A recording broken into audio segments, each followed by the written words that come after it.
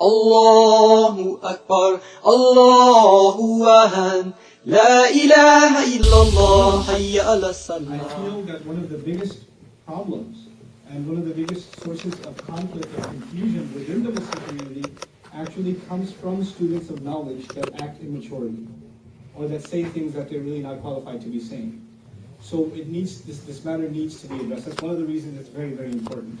The second reason it's very important is that we don't want to be of those who think that they represent the deen of Allah and actually don't. And we speak on behalf of this religion in a manner that is not becoming of the religion, and we might end up falling under a certain category of people. Just to give you some perspective on that, I want to share with you something that Imam Shafi'i rahimahullah used to say. Some of his students would come to him and trying to learn hadith. And he would ask them, how much Arabic have you studied? And they would say, we already know Arabic, we want to learn hadith. So he would say, إِنَّمَا أَخْشَى عَلَيَّ طَالِبَ الْعِلْمِ الَّذِي لَمْ يَتَعَلَّمِ النَّحْوَ. So the thing that scares me the most is the student of knowledge that hasn't studied syntax, Arabic properly, and wants to learn hadith. And يَدْخُلَ فِي قَوْلِهِ صَلَّى اللَّهُ عَلَيْهِ وَسَلَّمَ مَنْ كَذِبَ عَلَيَّ مُتَعَمِّدًا. That he may fall into the words of the Prophet ﷺ when the Prophet ﷺ warned very strongly, whoever lies against me on purpose has guaranteed himself a place in the hellfire. These people are coming to learn from him, and he's saying that it scares me that they want to learn from me, because they might end up saying something on behalf of the hadith that doesn't represent, in its true form, the teaching or the message of that hadith. Now I actually want to get to the heart of the matter. The first problem I want to share with you, I'd like to title it intellectual humility. Intellectual humility.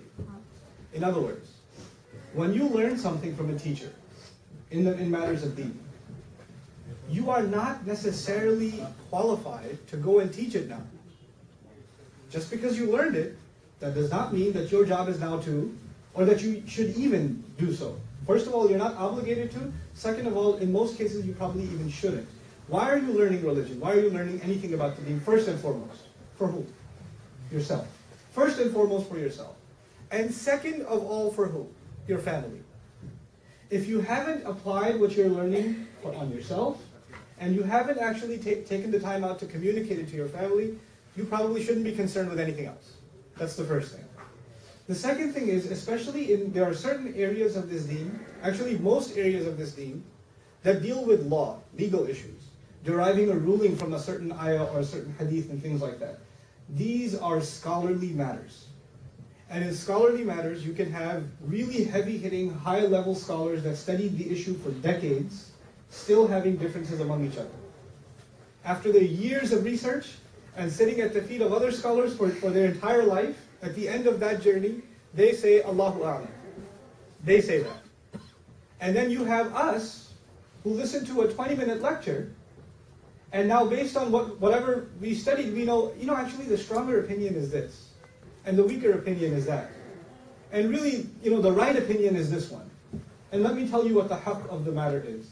In other words, we speak in very absolute terms about things in regards to which people that have far more knowledge than we do were not very sure when they spoke about them. And they're very scared to talk about them. And they're very reluctant to talk about them.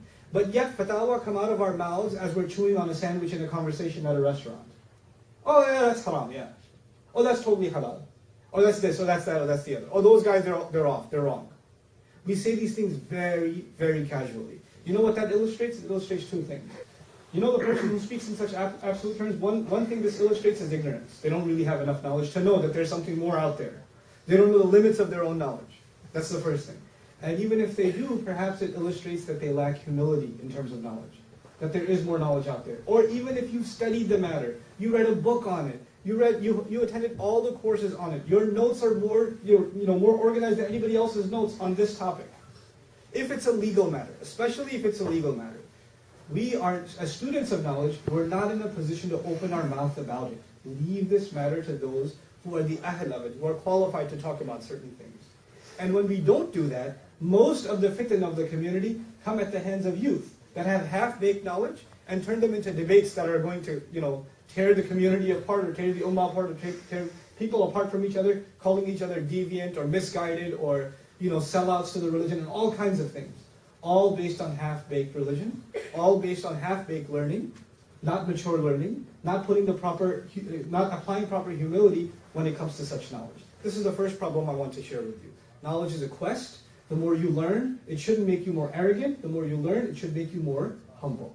That's the point.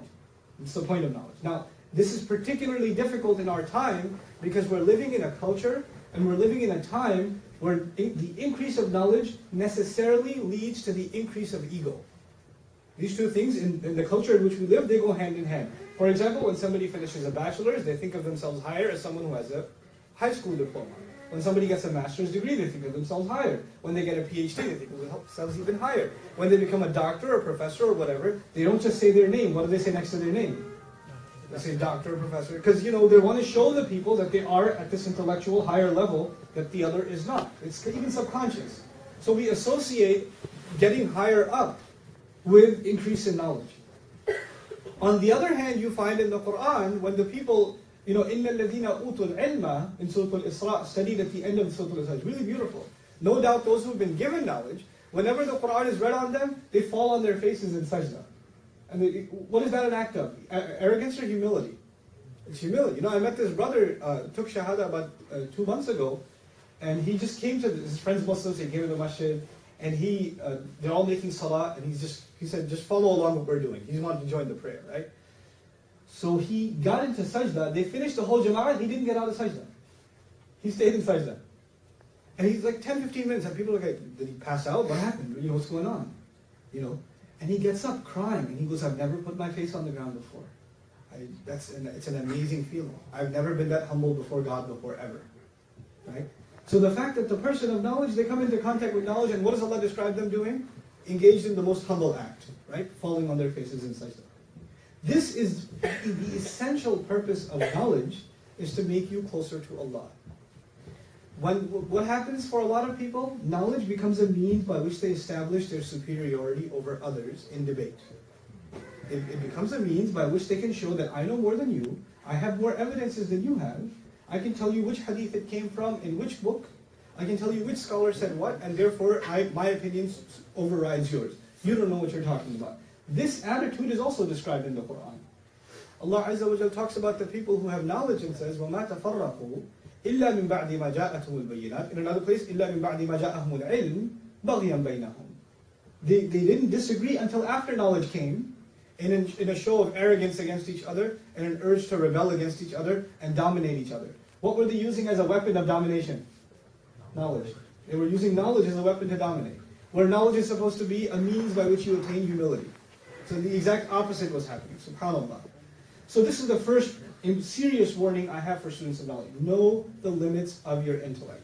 When it comes to matters of halal and haram, refer it to scholars. If you learned it from a scholar, if you took a course from a scholar, you say, you know what? I don't want to tell you anything. Why don't you ask my teacher? Why don't you ask him? We have to become a culture of referring things back to the people who have more knowledge than we do. And if there is someone who's more knowledgeable than you are, then you refer matters back to them. Instead of, even if you think you're qualified, know for a fact you're not qualified. You're not qualified to talk about meat issues. You're not qualified to talk about financing. You're not qualified. You're not qualified. You're not qualified to talk about the length of the beard. You're not qualified to talk about these things. You're not. Even if you studied them. Even if you read articles about them. You are not qualified. There are people that have spent a lot more time than you have and can speak about this with a lot more authority than you can, that are actually qualified to speak about it, and they should be given these questions, and they should be given, and by the way, even what did I say about those people? A lot of times when you go to them, what do? I don't know. Allahu A'lam. That's a difficult question. I'll get back to you. They'll avoid it. They'll avoid it. Imagine they're showing humility. They're scared of Allah subhanahu wa ta'ala. They might say something that's incorrect, and yet here we are it's just coming freely out of our mouth.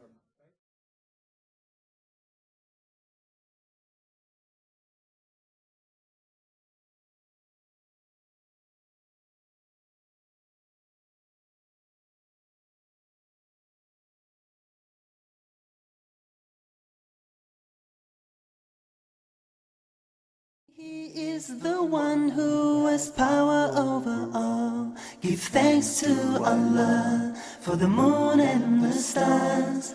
praise Him all day for what is and what was. Take hold of your iman, don't give in to shaitan. Oh, you who believe, please give thanks to Allah. Allahu Ghafoor.